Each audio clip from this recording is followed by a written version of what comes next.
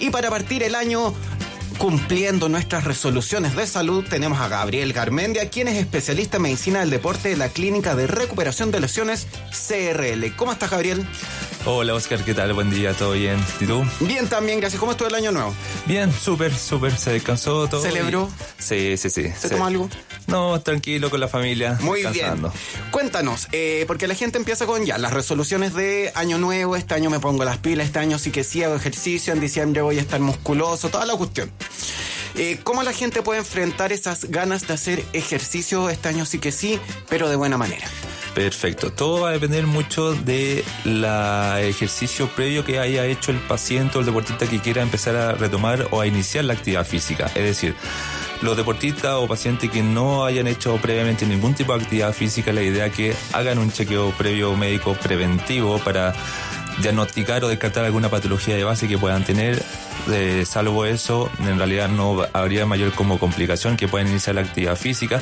Y lo que ya vienen haciendo algún tipo de deporte o actividad física, la idea es que sea un reintegro progresivo, ya sobre todo en esta época de mayor calor, mayor temperatura, que los que quieran realizar algún deporte al aire libre es necesario que tomen ciertas medidas preventivas o precautorias para evitar algunos síntomas asociados a lo que es la parte del calentamiento o el golpe de calor, ¿ya? Ya, ahí vamos por parte. Primero, el enfrentamiento de persona que previamente ya hacía ejercicio, pero este año llego a mis vacaciones así, pero en un bikini estupendo. ¿Cómo enfrentar eso? Ya, en ese caso, los pacientes que no hayan hecho antes alguna actividad física, la idea es que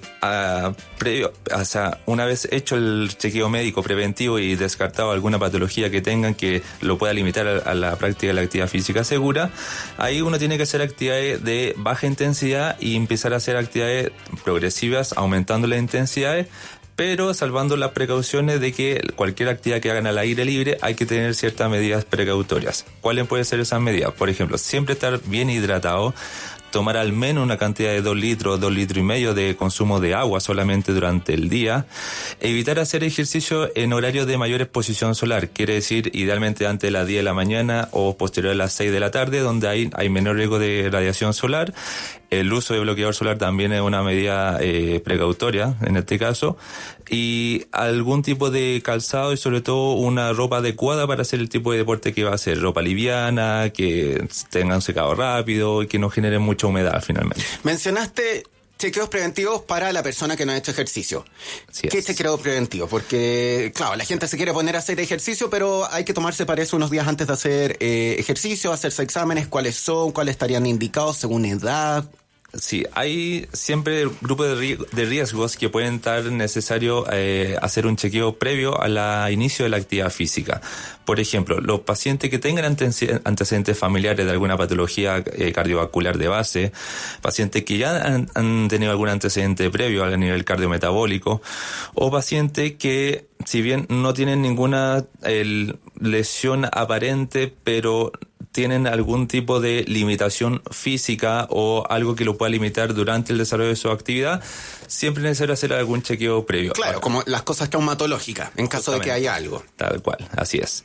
Ahora, los pacientes que están exentos a todo ese tipo de riesgos, ahí la recomendación es que sí puedan iniciar la actividad física, pero siempre que sea de una intensidad gradual, o sea, partir con ejercicios de menor intensidad, de intensidad leve, y así ir progresando durante el progreso de su desarrollo, que ahí va a depender mucho el deporte o actividad que quieran realizar, ¿ya? Pero en ese sentido, siempre la recomendación es que cuando quieran realizar algún tipo de deporte, tengan siempre una preparación física adecuada a ese tipo de actividad o deporte que quieran realizar. En este caso, la preparación física tiene que estar dado o enfocado en lo que es el fortalecimiento muscular para tener una adaptación muscular para realizar ese tipo de deporte o actividad que quieran realizar. Ya, pero ahí tengo una pregunta, porque dentro de estas personas que este año sí o sí lo van a lograr y van a cumplir sus metas, está la hermosa crisis de los 40. 40 y tantos, me divorcié, mi vida se derrumbó y voy a convertirme en un sugar daddy, por ejemplo.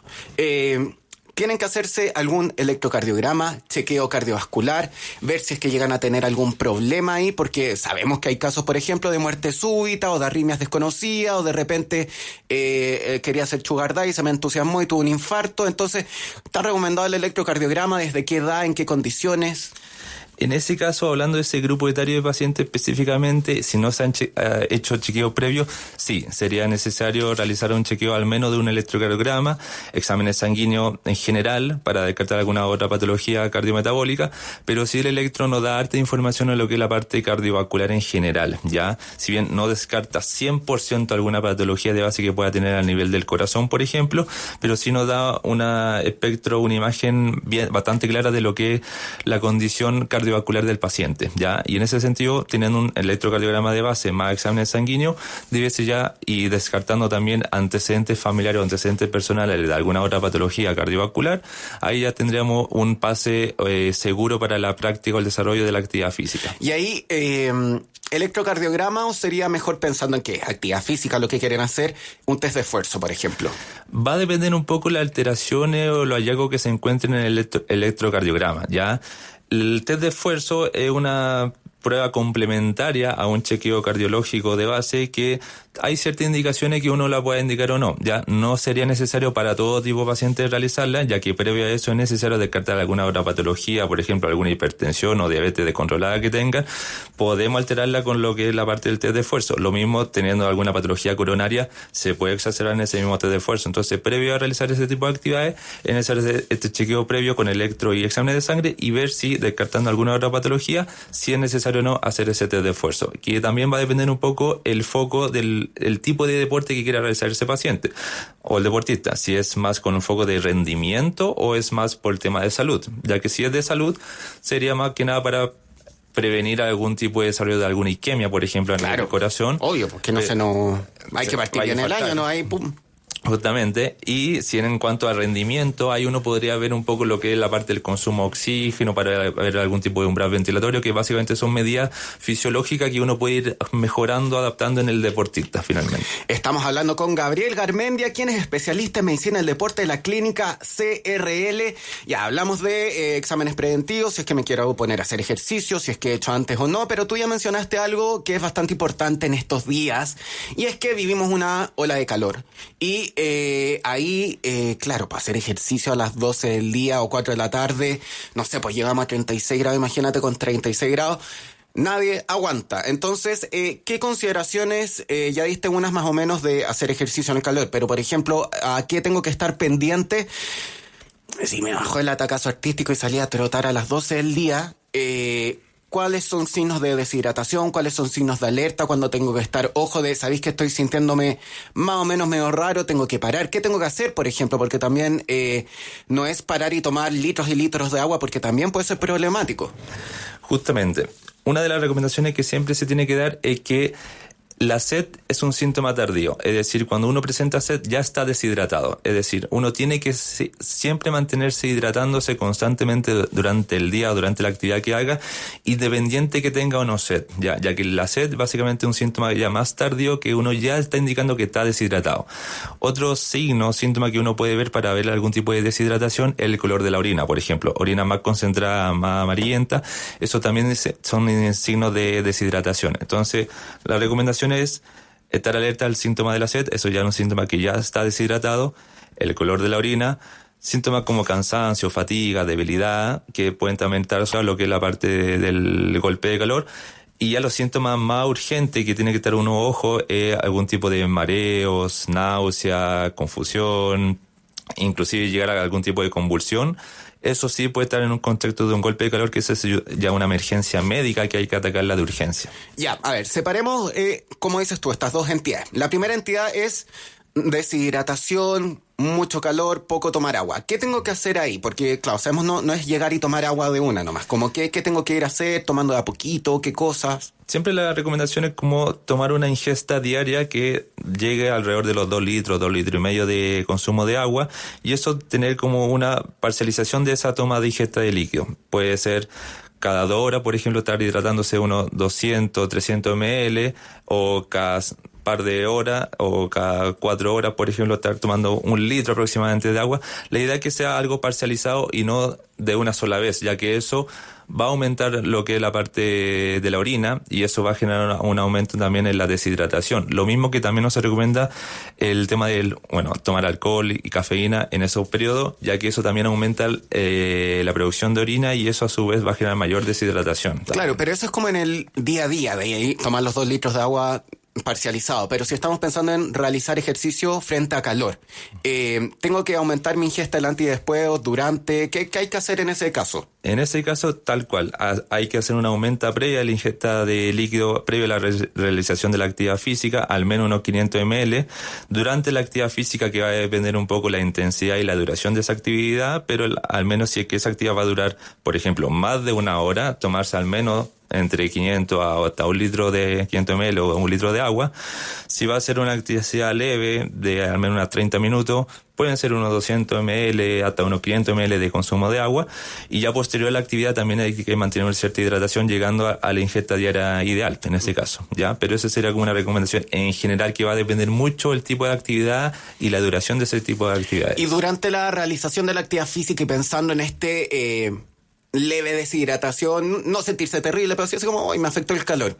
Sales de rehidratación oral, bebidas isotónicas, bebidas comerciales que dicen que rehidratan, pero en verdad tienen puro color azul. Sí, ese es un tema, ya que todo el tema de bebidas isotónicas, si bien se recomiendan en deportistas, sobre todo de alto rendimiento, pero en deportistas amateur o que hacen alguna actividad ligera, que no tienen tanta pérdida de sales o minerales durante su duración, en este caso, muchas veces es algo contraproducente, ya que esto tiene altos niveles de azúcar, esta bebida isotónica. Entonces eso también tiende a aumentar un poco la producción de la orina y eso también genera una deshidratación mayor, que es la hidratación que queremos lograr. Entonces en ese caso, siempre la recomendación que sea, si es una actividad ligera, media hora, que sea solamente de agua. Si ya sea una actividad extenuante, más de 1 hora, ahí sí yo recomendaría recién el uso de alguna bebida isotónica para la recuperación de estas sales minerales que se van perdiendo en la sudoración, en ese caso. Ya, perfecto. Y ahora vamos con la segunda entidad, que es la peligrosa emergencia médica, que es el golpe de calor. ¿Cómo se identifica? ¿Cuáles son los signos, síntomas? ¿Cómo tengo que proceder? El golpe de calor siempre se va a producir primero el contexto de que el paciente o el deportista haya hecho alguna actividad al aire libre en una exposición solar prolongada, ¿no es cierto? Y ahí lo primero que hay que evaluar es el estado de conciencia del paciente, si hay algún tipo de confusión, mareos, náuseas, sensación de vómitos, por ejemplo. Cualquier ese tipo de signo o síntoma, y ya lo más grave que sería una convulsión o coma, uno ya tiene que ir a alertar a un servicio de urgencia, primeramente. Luego de eso hay que atacarlo con medidas. Por ejemplo, retirar al paciente o al deportista a una zona segura donde haya menor exposición solar, a la sombra en este caso. Colocar algún tipo de hielo o compresa húmeda, lo que tengan a mano, en zonas, por ejemplo, a nivel de la axila, a nivel de la ingle, ¿no es cierto?, para bajar un poco la temperatura corporal. Otro de los signos que uno puede encontrar en ese tipo de paciente, que tenga una temperatura corporal sobre los 40 grados, que eso ya también es un signo indicativo de un golpe de calor. Y en ese caso también el retiro o de cualquier tipo de ropa innecesaria que tenga, que eso también puede aumentar un poco la concentración del calor interno, ¿ya? Entonces, todas esas medidas uno tiene que estar alerta, en el sentido de que uno, si sospecha un golpe de calor, hay que alertar directamente al servicio de urgencia mientras hace toda esa medida. O sea, mientras hace esas cosas, llevarlo en el auto pilucho con hielo, básicamente. Básicamente, sí. Y llegar a urgencia. Sí, lo antes posible. Ya, tal cual. Perfecto. ¿Y cómo yo me puedo dar cuenta del golpe de calor así como rápidamente? Y decir así como, ¿sabéis que se viene? Ya, cualquier síntoma que llegue a aparecer como mareos, como que voy a perder la conciencia o alguna confusión que sienta un poco extraño, ahí uno tiene que sospechar que ya está dentro de un golpe de calor y ahí hay que acudir a hacer las medidas necesarias en ese caso, ¿ya? Si todavía está consciente el paciente o el deportista, se recomienda también la ingesta de líquido, ya, de agua sobre todo. Ya, eso también perfecto. va a generar una disminución de la temperatura corporal mientras acude al servicio de urgencia para descartar como... Convendría, por ejemplo, si es que digamos ya, yo salí a trotar a las 12 del día, hacía calor, la noche anterior tomé una cosita, llego para la casa, me siento medio mareado, medio confuso. ¿Es bueno, por ejemplo, meterme de golpe a la ducha helada o conviene consultar en urgencia? Va a depender la severidad de los síntomas que tenga. O sea, si ya hay una aparición de mareo, confusión, letargia, ahí mejor directamente al servicio de urgencia, idealmente acompañado para que en el trayecto... Obvio, no podéis manejar, pues. Claro, justamente. Y en ese caso ir directo al servicio de urgencia. Cuando los síntomas son más leves, hay alguna... Como que queda agitado pero no estoy mal. Claro, una cosa así. Ahí sí podríamos hacer esta medida, por ejemplo, la hidratación, consumir ingesta de líquido.